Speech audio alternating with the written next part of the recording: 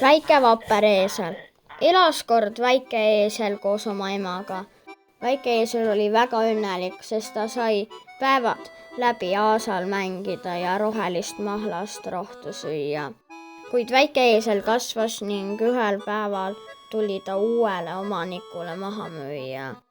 Sa pead kõvasti tööd tegema, õpetas ema teda, kuid jäta meelde 3 asja, mida kõik eeslid oskavad teha. Hammustada, jalaga lüüa ja kõvasti kisada. Eesel müüdi talunikule, kes elas koos oma perega suures talus. Eeslile meeldis ka tema uus elu. Ta magas soojas tallis elumaja lähedal. Lapsed sõitsid iga päev eesli seljas ringi ning ta oli lausa pereliige, keda lubati ka majja sisse. Vahetevahel viisid lapsed eeslile veel hilisõhtulgi magusaid porgandeid maiustamiseks. Samal ajal kolis nende lähedale kamp vargaid, kes otsisid, mida pihta panna. Nad märkasid talu ning otsustasid öösel sinna sisse hiilida ja kõik väärtuslikku ära varastada. Kõik lihtsamini pääses majja läbi talli. Öösel tegi üks varastest talli ukse sisse augu ning pistis selle käe läbi, et uks lukust lahti saada. Eesel magas parajasti, kui äkitselt ärgates nägi, kuidas keegi pistis pimedas käe läbi ukse augu sisse. Eesel arvas, et talle tuuakse porgandeid. Ta lõi oma teravad hambad kätte, varas ehmus hirmsasti ja põgenes sealt tulist valu. Sel talunikul on tallis vist mingi kuri valvekoer, ütles varas teistele. Vaadake, kuidas ta mind hammustas. Me peame muud moodi majja pääsema.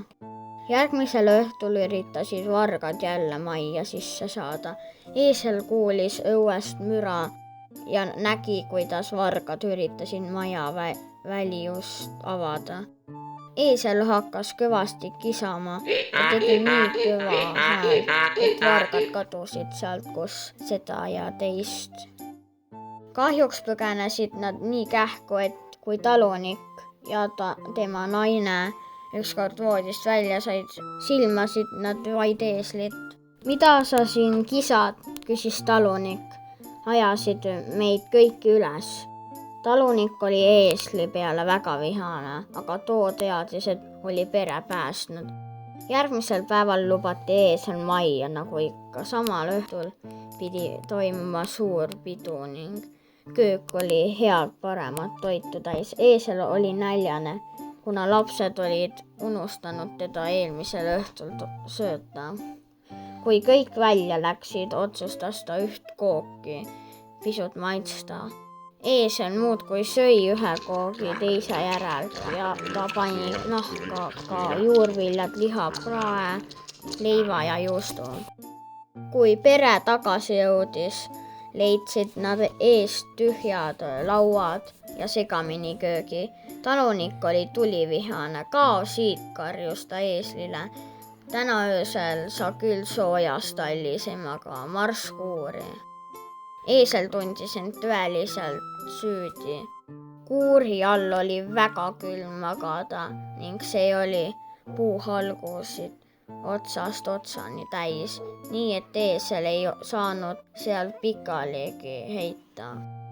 Väike eesel värises külmast ja pistis pea läbi kuuri akna välja.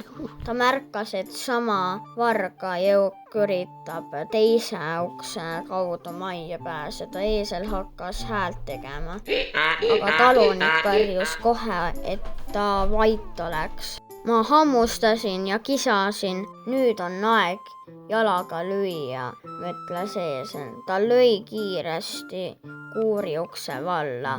Veel enne, kui vargad jõudsid põgeneda, lõi eesel jalaga suure puuririida ümber. Halud veeresid kuurist välja otse varastada otsa. Talunik tuli majast välja ja nägi, kelle eesel oli kätte saanud. Aitäh, sa päästsid meid, ütles ta. Tänutäheks tõi talunik eeslile nii palju porgandeid, kui too jaksas ära süüa. Lapsed tassisid talli veel pehmemaid heinu juurde ja eesel ei pidanud enam kunagi külmas kooris magama.